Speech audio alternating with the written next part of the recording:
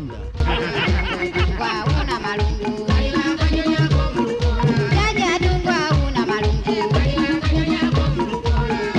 You were made the third class in your home country. Exactly.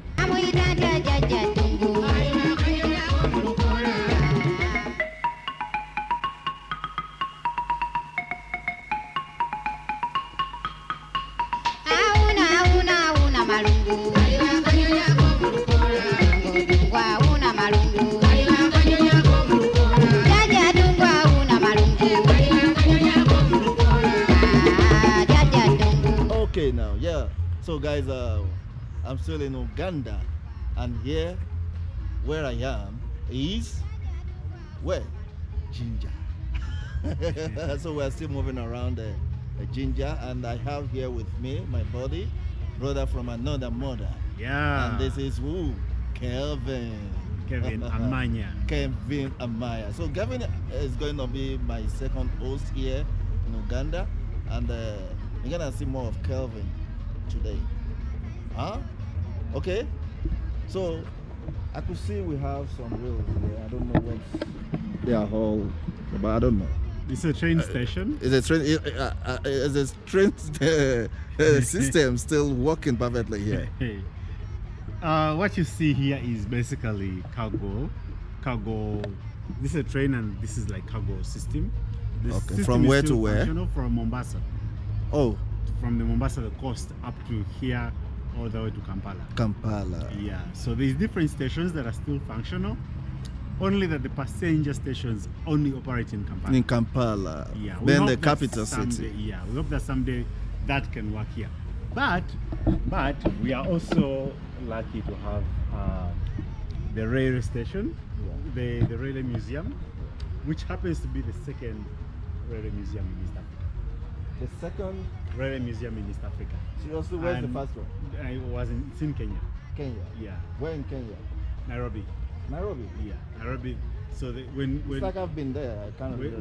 when the About 6 railway years ago. when the Uganda Railway started in 1895, it started all the way from Mombasa by the British, and then they drove all the way. They built the line all the way up to Kisumu, and then proceeded back to Kenya, and then came all the way from the east of Uganda to the far west in Kasese, where they used to mine copper.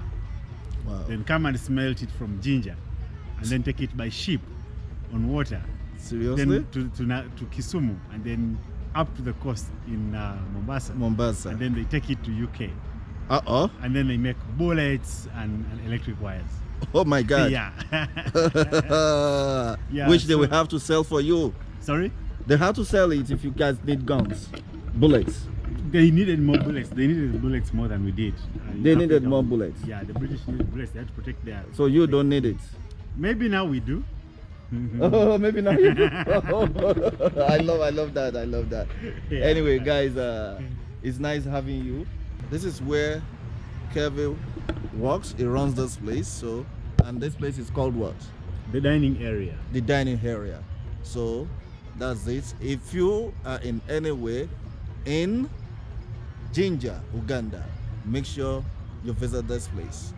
In fact, they have special cuisines, Uganda cuisines, and the continental dishes, isn't it? And the one thing you're not gonna forget is that here we don't wear the Rolex. We eat it. You don't wear what? We don't wear the Rolex. You don't wear the Rolex. Eat the Rolex. You hit the Rolex. We eat it. How do you mean? Rolex is a cuisine for us. It's food. Yeah. It's not a watch. Oh my gosh. Do you guys hear that? honestly, nice meeting you guys. Yeah. I really love your what would I call it? Your enthusiasm. And mind you, I met Kelvin yesterday night, and we discussed about a lot, at length, and he's been a very knowledgeable person when it comes to history, and he knows a lot about history. So in case you want to know more about African history, so he's an historian. So guys, just hit him up. I'm gonna leave his Twitter handle or whatever social media handle in the description. So just check him out, and you will surely be happy that you did. Oh, by the way, one thing I don't forget for them to know is that Jinja is the adventure capital of East Africa. Of East Africa? Yes. The adventure capital of East Africa. Africa. So if you came to Jinja, you can have 90% of the adventure you would have in the rest of East Africa. Are you kidding me? So, I mean, I'm not. So I'm a lucky guy to be here. Yeah. And if you've had any adventure, because you've been here for a short time, you've only had a pinch of what you should have.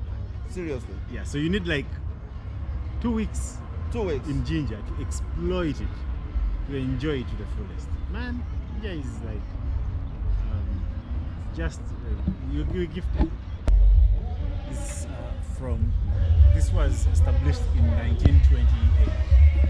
1928. Wow. By the British.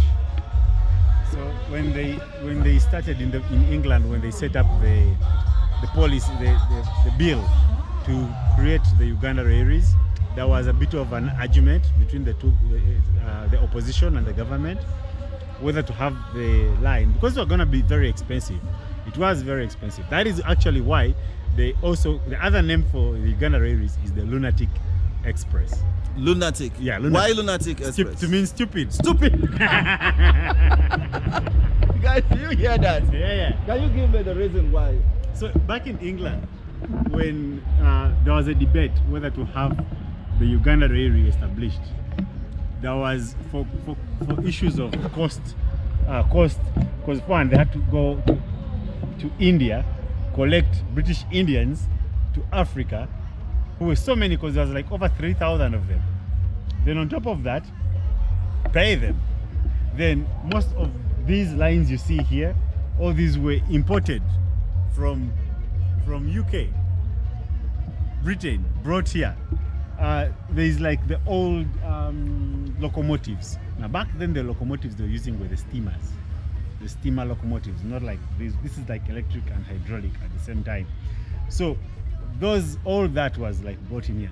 Also, I was surprised you see the chairs, the chair like that chair. Yeah. Now that chair was also, all those chairs in Uganda were imported from UK, and they were only for the first class.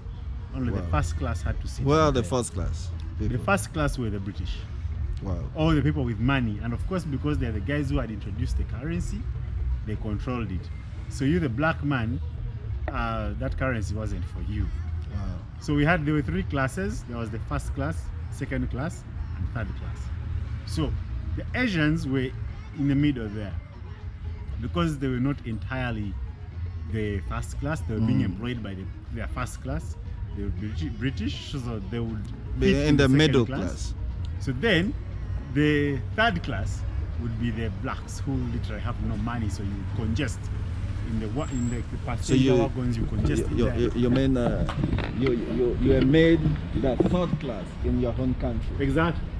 Take for example, we even have what we call the inspection front. I don't know if you've seen the inspection front. No. Come on, show you. Now this red small train here is the inspection front. And you know what happened? Yeah. So the British inspector would sit here while there is construction of the line going on, and the blacks' job was to, oh my God, either pull or push this, regardless of how far he's going. So if he's going to observe the construction of the line on a range of 10 kilometers, that is how long you guys are going to push it. You're going to push it 10 kilometers. Wow. If he's going to inspect the line over a range of maybe 100 kilometers, that is how long you're going to push it. It doesn't matter to him whether you're tired or not. All he wants to do is get to his destination. Remind me again. Lunatic what? The Lunatic Express. The Lunatic Express. Yeah, because the line came all the way from Mombasa. It arrived in Kisumu in 1902. Then they had to build it all the way up to Uganda, which then arrived Jinja in 1928. So you can imagine from 1895, because the bill was passed in 1895, and immediately, that shows you how much it meant for them the British who insisted that they should have the line. In 1896, construction had begun. Wow. Barely a year away. Oh, God damn it. Anyway, it's always good to listen to all the stories so that you know, where we're coming from and where we're going to. So Africans, we still have a long way to go, honestly. And I just hope that our leaders will surely treat us very well and remove what we call sentiment and try as much as they can to make sure that they make life, comfortable and enjoyable for everybody. Let everybody, be entitled to a life that you will be proud of, to say, yes, I am an African, just like the Western people are proud of where they're coming from.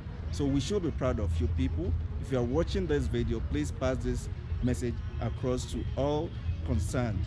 Yes, and it's not only the head, it has to do with every one of us. Wherever you are, as a public servant, make sure you do the right thing.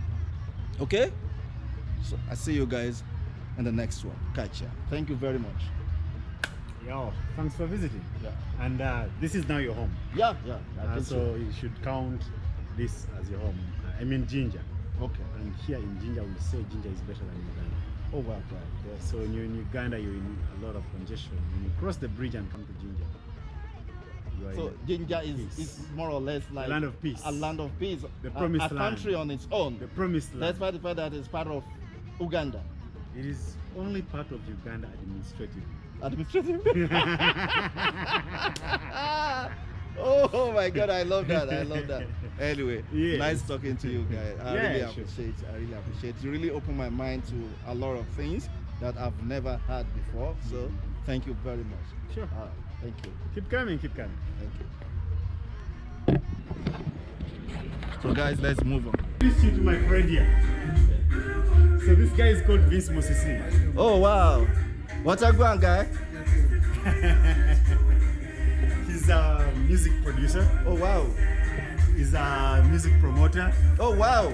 He's a lover of this country. Oh, He's nice. a tourist in his own way. He is a social worker. Oh wow, that's He's good. just from an orphanage. He has like an orphanage. What is the kids with what? Disabilities. Oh wow. Yeah. Change. Nice meeting you, bro. Nice meeting you. Yeah. So when you meet this guy, the other guys who are like passionate about this country more than you can imagine. Oh wow, that's lovely. I love meeting people like this. Is it entertaining? Pleasure to see you guys. So this is Arenga. Alinda, not Alinda. You have the name here, Alinda. Arenga. Arenga. So Arenga from Nigeria. Lagos. Lagos, Nigeria. Same to you. Oh wow. To Chichage, Omanya Meka. Guys, that's Hillary for you. My special host.